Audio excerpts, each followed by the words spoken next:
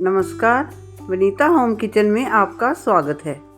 आज हम बनाएंगे पंजाबियों की पहली पसंद सरसों का साग।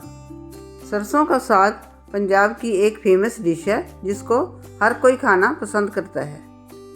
ये साग बहुत ही हेल्दी और टेस्टी बनकर तैयार होगा। सरसों का साग ज़्यादातर सर्दियों में ही मिलता है। आप इसको मक्की की रोटी या गेहूं की रोटी के साथ भी खा सकते हैं। और साथ ही अगर आपने अभी तक मेरे चैनल को सब्सक्राइब नहीं किया तो मेरे चैनल को सब्सक्राइब करें और बेल आइकन प्रेस करें ताकि मेरे आने वाली वीडियो की नोटिफिकेशन आपको सबसे पहले मिले। तो चलिए साग की रेसिपी शुरू करते हैं।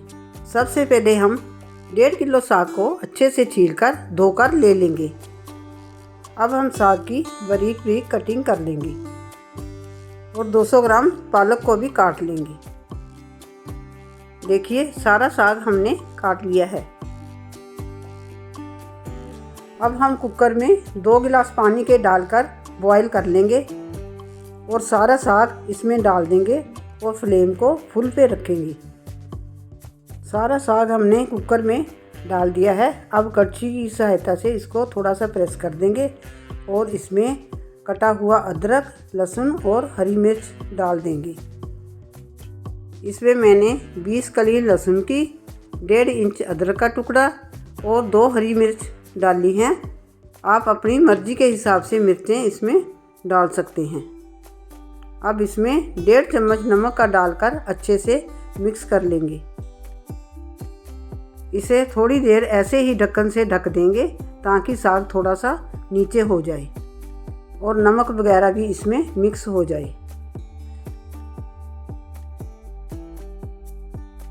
देखिए साग नीचे को हो गया है। अब हम कुकर का ढक्कन बंद करके इसको 8 विसल आने तक मीडियम हाई फ्लेम पर पकाएंगे और 8 विसल आने के बाद 15 मिनट तक लो फ्लेम पर पकाएंगे। 8 विसल आ गई हैं और लो फ्लेम पर भी पकते हुए 15 मिनट हो गए हैं। अब हम कुकर का ढक्कन खोल लेंगे। देखिए साग अच्छे से सॉफ्ट हो गया है। अब हम मधानी की सहायता से इसको मैश करेंगे। आप चाहे तो इसको हैंड ब्लेंडर की सहायता से भी मैश कर सकते हो, लेकिन साग बनाने का ट्रेडिशनल तरीका तो यही है कि इसको मधानी की सहायता से मैश करें। इसमें थोड़ी मेहनत तो लगती है, लेकिन इसका जो टेस्ट निकल के आता है वो इलेक्ट्रॉनिक हैंड ब्लेंडर से नहीं आ पाता।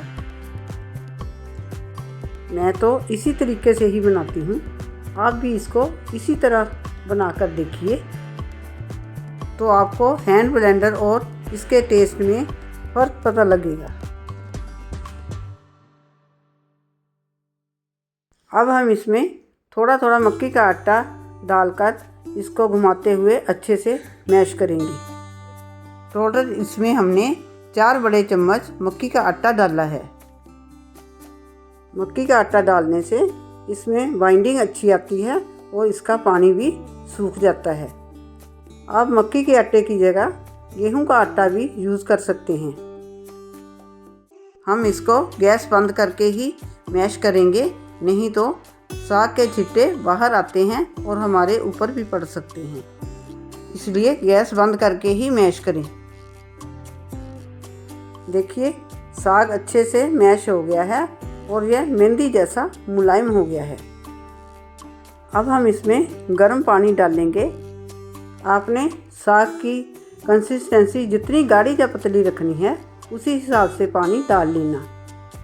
अब हम साग को 5-7 मिनट तक लो फ्लेम पर ढककर पकाएंगे ताकि जो हमने आटा डाला है उसका कच्चापन निकल जाए। उतनी देर हम साग का तड़का तैयार कर लेते हैं। इसके लिए 2 कटे हुए टमाटर, 3 प्याज कटे हुए और थोड़ा सा अदरक और लहसुन ले लेंगे। अब हम पैन में 2 बड़े चम्मच देसी घी डाल लेंगे। अब इसमें सबसे पहले लहसुन डालकर उसको गोल्डन ब्राउन होने तक भूनेंगे।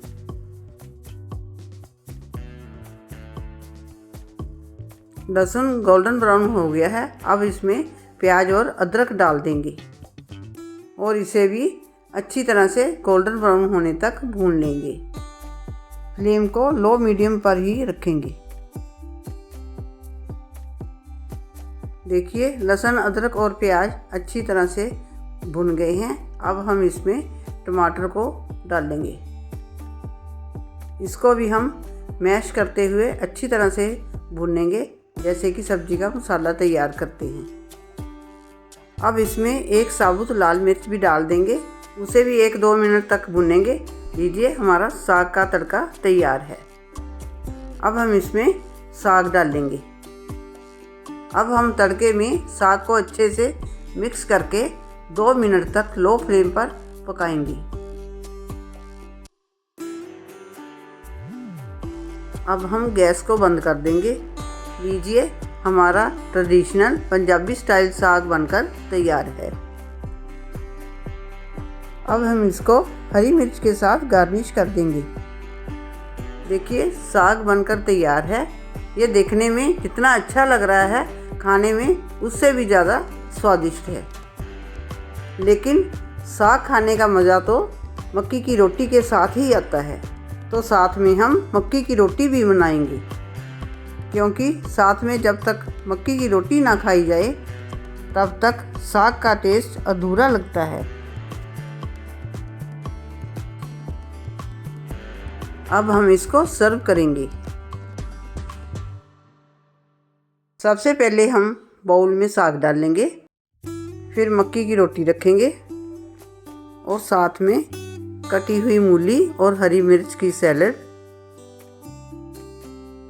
और साथ में थाली को कंप्लीट करता है ये गुड़। और अब हम साग में डालेंगे घी। आप चाहे तो इसमें बटर भी डाल सकते हैं।